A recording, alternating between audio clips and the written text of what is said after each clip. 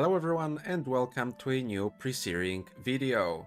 In this one I wanted to take a closer look at something I didn't really understand when I was starting out playing Guild Wars, Runes and Insignias, and specifically what they are, how to obtain them, how do they work, and which ones are good in Presearing. I hope you'll enjoy.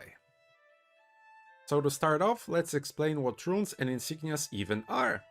They are essentially upgrades you can insert into your armor pieces, with each armor slot accepting one insignia and one rune, meaning you want at least 5 of each to have both a rune and an insignia in your boots, legs, gloves, chest and helmet. Although further down the line you might want to get more to try out different builds. When you look at an armor piece, you can see what upgrade it has either in the stats list or in the item's name. The prefix represents the insignia and the suffix represents the rune. Some of the effects are unique and won't stack with each other, for example the effect of Rune of Minor Vigor, which provides a big bonus of plus 30 health, but you will only benefit from using one. If an effect is unique, it will be marked by a grey non-stacking note on the item. To obtain runes and insignias you can either buy them from other players, or salvage them from an armor dropped by enemies. In Presearing, only the armor dropped by Char in the Northlands has a chance to contain a rune or insignia, or both, and you will know you got one if the armor dropped is blue and has to be identified. If you identify the armor and find a rune or insignia you'd like to extract, you will have to use the Char salvage kit. Regular salvage kits sold by merchants will just destroy the item together with the upgrade. Char salvage kits have 5 uses and can be rarely looted off of the 4 Char bosses. In my old loot from 100 Char runs video from 5 years ago, I got 7 kits in 100 runs, so get ready to do some farming. You can also buy the kits from others in Ascalon, and some players even sell singular uses of the kit for 1/5 of the price, so that might be a good option if you get really unlucky in the Northlands.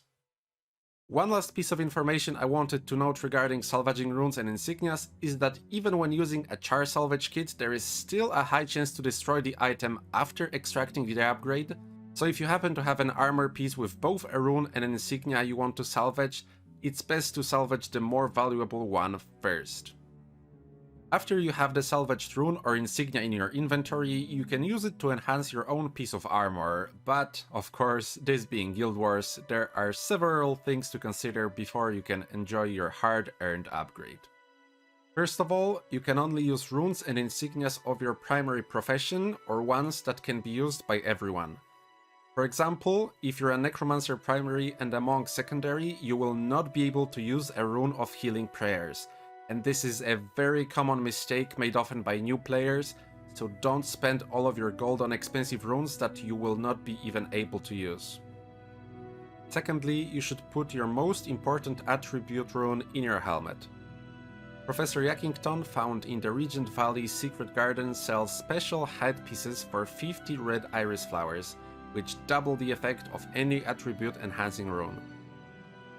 This is extremely good since all the runes that increase an attribute are non-stacking, but this one-head item bypasses that restriction, allowing you to increase your marksmanship, or fire magic, or whatever else you care most about by +2. Another very important thing to keep in mind regarding insignias is the Vanguard Initiate buff. I've made a whole video about that topic, so you know, wink wink, give it a click after this one, but the short version is this. When you have a daily quest from Lieutenant Langmar active in your quest log, you will be buffed with Vanguard Initiate, which increases your armor to a static value. That means most of the other armor increasing effects no longer work, and that includes all of the insignias.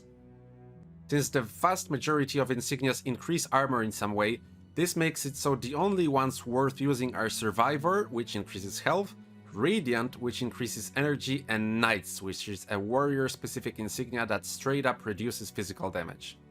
Side note, many of the insignias considered as useless in Presearing are very valuable in Post, so you should still collect them and either mill them over if you also play Post, or just sell them to players that will for some pre-money. Lastly, one note regarding the Survivor and Radiant insignias is they give different amounts of HP and mana depending on which armor piece they are inserted in. If you plan to use a mix of Survivor and Radiant Insignias, you should plan out ahead which ones should go where to optimally increase your health and energy. If you're a veteran, I'm sure you'll find great joy in finding your optimal rune and insignia setup by yourself to fit your own playstyle, but if you are a new Presearing enjoyer just looking for a good setup to aim towards, this section is for you.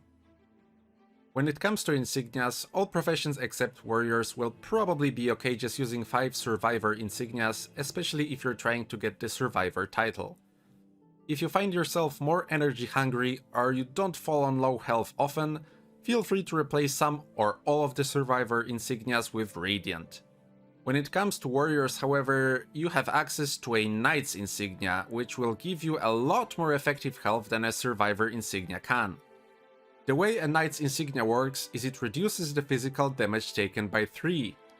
But since enemy attacks randomly target all body parts, you need the knight's insignia on all of your armor pieces, and then you'll get protected against every physical attack and reduce the damage by -3 and not -15 as is the common misconception.